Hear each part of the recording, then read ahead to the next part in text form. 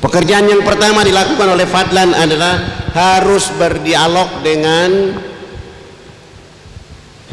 Pendeta Alfon. Pendeta Alfon ini selalu bertemu dengan saya. Dia bilang jangan saya bicara Islam. Saya bilang saya orang Irian, agama Islam. Abang orang Irian, pendeta agama Kristen. Kita boleh hidup. Saya berusaha untuk bertemu dengan beliau. Akhirnya suatu waktu saya mencoba selesai sholat subuh, saya jalan kaki ke rumah beliau kurang lebih 200 meter. Perjalanan pagi menuju rumah beliau, jarak 1 meter saya mau sampai ke rumah beliau. Saya lihat beliau sedang lari pagi di depan halaman rumahnya. Ketika saya lihat beliau lari pagi, saya percepat langkah untuk bertemu beliau. Ketika saya tunduk, beliau lihat saya dan lari masuk. Pintu rumahnya dia tutup. Saya angkat wajah saya di depan pintu rumah, sudah tidak ada orangnya. Saya akhirnya masuk. Saya ketuk pintu rumahnya di pagi hari itu. Selamat pagi. Yang keluar dari dalam adalah istri beliau. Pagi, ada apa? Ibu, saya mau ketemu dengan abang pendeta Alfon. Istrinya langsung mengatakan, mohon maaf, Bapak tidak ada di rumah. Dalam hati saya baru yang tadi lari masuk itu siapa? Saya pulang. Hari kedua saya datang lagi. Selamat pagi. Anak beliau yang keluar. Mohon maaf, Bapak tidak ada di rumah. Saya pulang, hari ketiga saya datang lagi. Selamat pagi. Anak berikutnya keluar mengatakan tidak ada di rumah. Saya pulang, hari keempat saya datang lagi. Selamat pagi. Istrinya yang keluar masih saja mengatakan tidak ada di rumah. Saya pulang, hari kelima saya datang lagi. Selamat pagi. Istrinya lagi yang keluar tetap saja mengatakan tidak ada di rumah. Sampai 1 bulan penuh tiap pagi saya mengetuk pintu rumah itu, tidak ketemu dengan abang pendeta, kecuali mendapatkan jawaban dari istri dan anak silih berganti tidak ada di rumah. Bulan kedua hari pertama tetap saja saya datang ke rumah itu. Selamat pagi. Istrinya keluar mengatakan tidak ada di rumah. Hari kedua bulan kedua saya datang lagi. Selamat pagi. Anaknya keluar mengatakan tidak ada di rumah. Hari ketiga bulan kedua saya datang lagi. Selamat pagi. Anaknya keluar mengatakan tidak ada di rumah. Hari keempat saya datang lagi. Selamat pagi. Istrinya masih saja mengatakan tidak ada di rumah. Saya pulang hari kelima saya datang lagi. Selamat pagi. Istrinya masih saja mengatakan tidak ada di rumah. Sampai hari ke-15 saya belum tiba di rumah itu. Istri dan anaknya sudah menunggu saya di depan rumah. Begitu saya menyapa selamat pagi, mereka mengatakan, Anda ini tidak bosan tiap pagi datang ke rumah kami? Kami sudah bilang beliau tidak ada di rumah, masih saja mau datang ke sini. Saya pulang besok pagi hari ke-16 bulan kedua, tetap saja saya datang ke rumah itu. Sampai 2 bulan penuh saya mengetuk pintu rumah itu, tidak ketemu dengan beliau, kecuali mendapatkan jawaban dari istri dan anaknya silih berganti bahwa tidak ada di rumah. Bulan ketiga hari pertama tetap saja saya datang ke rumah itu. Selamat pagi. Istrinya keluar mengatakan tidak ada di rumah. Saya pulang, hari kedua bulan ketiga saya datang lagi. Selamat pagi. Anaknya keluar mengatakan tidak ada di rumah. Subhanallah. Begitu di hari ketiga bulan ketiga saya datang, saya menyapa selamat pagi. Anak tertuanya keluar mengatakan, pagi Pak Fadlan, mohon maaf tadi malam Bapak jatuh sakit, kecapean, kelelahan sehingga kami bawa ke rumah sakit. Saya langsung tunduk memuji Allah. Alhamdulillahirabbil alamin. Saya tidak pulang, saya melanjutkan perjalanan dari rumah beliau ke rumah sakit untuk cari tahu keadaan yang sebenarnya. Begitu sampai ke rumah sakit, saya tanya, mereka membenarkan dia ada di rumah sakit tadi malam dan sedang ada di kamar VIP nomor 48. Saya tidak langsung ke kamar itu, saya keluar dulu, ada orang jual buah-buahan di luar sana, saya beli, saya bungkus, dibungkus jadi parcel, lalu saya bawa dan berjalan menuju kamar nomor 48. Setiba saya di depan pintu kamar itu, saya ketuk dari luar. Selamat pagi. Istri beliau langsung menjawab dari dalam kamar, pagi, silakan masuk. Rupanya tidak tahu kalau itu adalah saya. Saya buka pintu pelan-pelan, saya angkat parcel, saya tutup wajah saya dan berjalan pelan-pelan. Begitu sampai di dalam, saya lihat kaki istrinya, saya turunkan parcel. Selamat pagi bunda, saya dapat kabar abang jatuh sakit sehingga saya beli buah-buahan ini. Nanti kalau abang bangun tidur, sampaikan salam hormat bahwa tadi Fadlan dari sini. Begitu saya cerita dengan istrinya, Alfon dari tempat tidur langsung menyapa saya, pagi Pak Fadlan. Saya tinggalkan istrinya merapat salaman dengan beliau dan saya bilang, abang, hari ini sungguh sangat luar biasa, saya dapat rahmat dari Allah karena saya sudah cari abang 2 bulan 3 hari. Sebenarnya abang tidak sakit, tapi abang hari-hari mendidik istri anak untuk berbohong. Itu menjadi penyakit supaya saya ketemu di sini. Nanti kalau abang sehat sembuh, jangan mengulangi perbuatan ini lagi. Saya pamit pulang. 5 hari kemudian beliau sembuh dan pulang ke rumah. Hari ke-6 saya menjadi tamu pertama di rumahnya. Selamat pagi. Beliau bersama istri dan 7 anak membuka pintu dan mempersilahkan saya masuk ke dalam rumah mereka. Di saat itulah saya mulai cerita kepada mereka dengan judul Indahnya Islam bagi penduduk alam semesta. Dari jam 10 pagi sampai jam 12 siang saya pamit pulang. Beliau mengantar saya sampai depan pintu pagar. Beliau mengatakan, Fadlan, usahakan besok datang lebih pagi lagi. Besok pagi saya datang dari jam 7.30 sampai jam 12. Sesudah itu sholat duhur selesai, saya melanjutkan sampai asar. Pekerjaan seperti ini saya lakukan 5 hari berturut-turut. Subhanallah, menjelang waktu asar di hari ke-5, beliau bersama istri dan 7 anak menyatakan sikap hijrah, mengucapkan 2 kalimat syahadat. Ketika mereka mengucapkan 2 kalimat syahadat, saya langsung sujud syukur dan menangis kepada Allah. Dan saya mulai menanyakan kepada dirinya, saya, seandainya saya angku dengan agama yang saya miliki hari ini, begitu saya diusir, saya tidak akan datang lagi ke rumah itu. Seandainya saya sombong dengan agama yang saya anut, begitu saya diusir, saya akan katakan saya tidak akan datang ke rumah itu.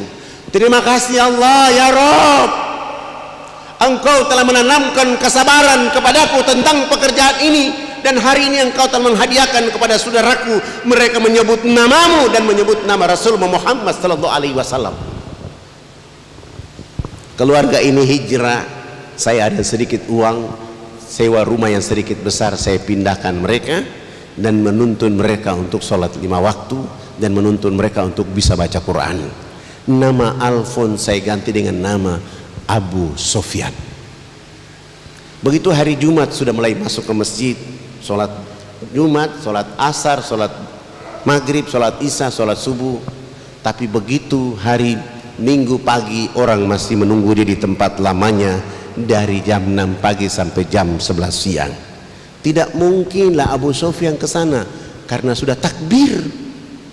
Akhirnya Fadlan dicari, ditahan tanpa proses apa-apa, langsung suruh nginap selama 3 bulan di penjara. Alhamdulillah. Keluar tetap saja berdakwah, bergeser dari kota ini ke kampung ini kurang lebih 179 km. Begitu datang ke sana ternyata nama saya sudah dikasih tahu dengan teman-teman. Saya menuju rumah kepala suku. Kepala suku berdiri di balik pintu rumah dengan tombak. Lalu dia angkat tombak itu, dia lempar, kena di betis kaki kiri saya dan saya terjatuh. Begitu teman-teman dai ingin melakukan perlawanan, dan saya bilang, kita kesini bukan berperang, kita kesini berdakwah. Dan tombak di betis kaki kiri saya ini adalah konsekuensinya orang berdakwah. Jangankan Fadlan, Rasul Muhammad sallallahu alaihi wasallam datang ke Taif, dilempar sampai tumpitnya berdarah-darah, tidak ada balasan apapun kecuali Rasulullah mendoakan mereka. Tugas kalian adalah mencabut tombak dari betis kaki kiri saya. Begitu dicabut, saya dilarikan ke rumah sakit, harus tidur di sana selama 3 bulan masa penyembuhan. Setelah sembuh sehat walafiat, saya coba lari pagi, kaki saya sudah kuat, dan saya bilang, kita kembali ke kampung itu lagi. Teman-teman mengatakan, Ustadz kan sudah ditombak di sana, untuk apa kita ke sana? Hei, jangan bangun kebencian dan permusuhan dengan orang. Tugas kita berdakwah. Akhirnya kami datang ke kampung itu. Saya turun dari kendaraan menuju rumah kepala suku. Sebelum masuk ke rumah, di halaman rumah itu ada anak tertua beliau. Saya dekati beliau dan saya tanya, "Abang, ada bapak kepala suku?" "Ada, tapi beliau terserang penyakit malaria. Kami tidak punya uang, kami tidak punya mobil, sehingga kami tidak bisa bawa bapak ke rumah sakit." Saya langsung jawab, "Saya datang ini menjemput bapak kepala suku, abang dengan mama, kita bawa ke rumah sakit biar mengobati bapak di rumah sakit." Anak tertuanya mengatakan, "Tapi kan abang sudah ditombak bapak beberapa waktu yang lalu." "Itu urusan lain. Urusan sekarang adalah kita harus menyelamatkan bapak kepala suku." Akhirnya beliau masuk, kasih tahu bapaknya dan mamanya. Kami bawa beliau rawat di rumah sakit selama 2 minggu, sembuh sehat walafiat. Kami siapkan bekal hidup untuk mereka, kami antar pulang mereka ke kampung halaman, kami kembali ke kota. 1 minggu kemudian baru kami kembali ke sana berdakwah. Subhanallah, baru 3 hari bicara Islam, kepala suku bersama istri dan 13 anak, ditambah 15 kepala keluarga di kampung kecil itu pun hijrah, mengucapkan 2 kalimat syahadat. Ribut lagi, Fadlan dicari lagi, ditahan, nginap di penjara selama 6 bulan.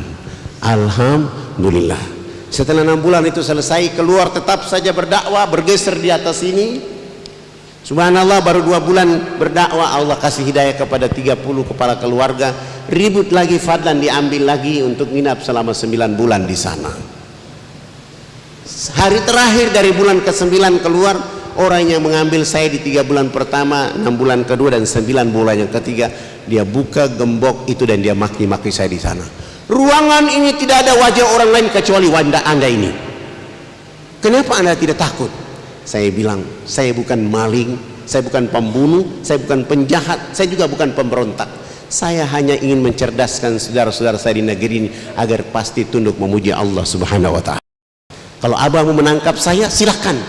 Tapi saya mau bilang sama abang, orang kaya abang ini suatu saat akan ditangkap oleh Allah, disiksa oleh Allah habis-habisan karena abang salah menangkap orang." Beliau langsung mengatakan, "Jangan kau kasih takut-takut saya." Di saat itulah dia bawa pulang saya ke rumahnya, suruh saya cerita Islam kepada mereka.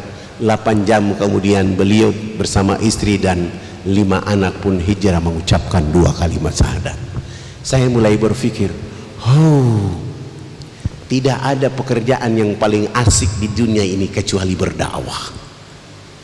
Siapa orang yang melakukan pekerjaan berasik ini karena Allah dan Rasulnya, pasti dia difitnah, dicemooh, dicurigai, dipanah, ditombak, ditembak, dipenjara, bahkan dibunuh. Tapi Allah akan ganti dengan hidayah lebih cepat daripada angin. Saudara-saudaraku yang dirahmati oleh Allah Subhanahu wa Ta'ala, dengan konteks dakwah ini kita akan menyelamatkan seluruh manusia di atas muka bumi ini, khusus Indonesia tercinta. Kita harus merapatkan barisan. Teman-teman polisi harus bisa berdakwah, teman-teman tentara harus bisa berdakwah, teman-teman RT, RW, camat bisa berdakwah. Kalau kita semua yang ada di republik ini mengambil peranan dakwah menjadi orang Islam di republik ini, yang kita dapatkan adalah kemakmuran untuk bangsa ini. Oleh karena memakmurkan hati-hati manusia untuk tunduk memuji Allah Subhanahu wa Ta'ala. Maka dakwah itu bukan urusan mereka yang dari pesantren, bukan urusan mereka dari perguruan tinggi Islam, bukan mereka yang datang dari Timur Tengah. Tanggung jawab umat Islam, sehingga Rasulullah menyampaikan kepada kita, sampaikan walaupun 1 ayat. Energi 1 ayat ini menjadi bibir yang bisa membuat rahmat dari Allah datang kepada kita. Energi menyampaikan 1 ayat ini menjadi kekuatan besar untuk menyatukan kita semua. Rambut boleh berbeda, kulit boleh berbeda, tapi kita diikat oleh bangsa Indonesia, bahkan diikat oleh agama ini dengan wa'tasimu bihablillahi jamiyah. Energi itu harus kita miliki, sehingga kita tidak ada perbedaan di republik ini kecuali inna akramakum indallahi atqakum. Maka itu saya mau tanya pada pemuda-pemuda di sini yang belum menikah, angkat tangan. Angkat yang tinggi-tinggi. Nah, pemuda yang belum menikah ini, saya sarankan jangan tinggal di sini. punya ilmu, punya pengetahuan, datang ke Irian, menikah dengan anak kepala suku, tinggal di sana.